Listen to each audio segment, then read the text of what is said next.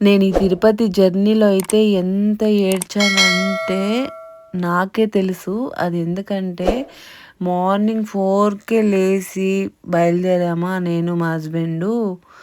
ఇంకా ఫోన్ అయితే మర్చిపోయి మదనపల్లిలో దిగేసాము. మా మామ వస్తాననే తిరుపతికి.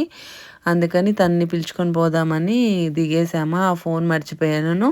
అది ఐఫోను. మొన్నే మా ఆయన కొనిచ్చాడు. ఇంగ నాకు మా ఆయన తిడుతున్నాడు ఒక పక్క. ఒక పక్క నాకు ఏడుపొస్తాంది. అదీ కాక దేవుడికి 3 ఏండ్ల తర్వాత వస్తున్నాము. మమ్మల్ని 3 ఏండ్ల తర్వాత పిలుచుకుంటున్నాడని దేవుడు చాలా హ్యాపీగా ఫీల్ అయ్యాననమాట.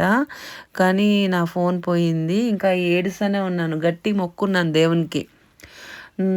ఏడుకొండలవాడ వెంకటరమణ గోవింద గోవింద నువ్వు ఉంటే నా మొబైల్ దొరుకుతుంది, లేకుంటే లేదు స్వామి, నేను అసలు నీ గుడికే రాను, నేను రిటర్న్ వెళ్ళిపోతున్నాను అని మొక్కున్నానా.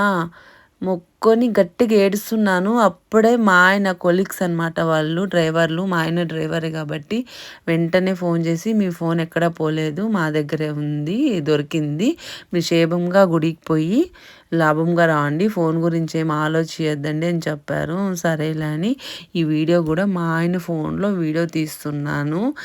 ఇది ఎందుకో ఈ వీడియోలో షేర్ చేసుకుంటే బాగుంటుందని షేర్ చేసుకుంటాను.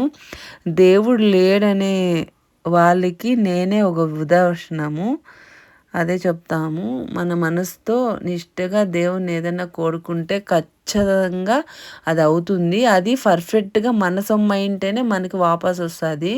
అదేదైనా మన సొమ్ము కాకపోతే అసలు రాదనమాట. నేనైతే చాలా నాకు హ్యాపీగా అనిపించింది. అందుకే షేర్ చేసుకుంటున్నాను.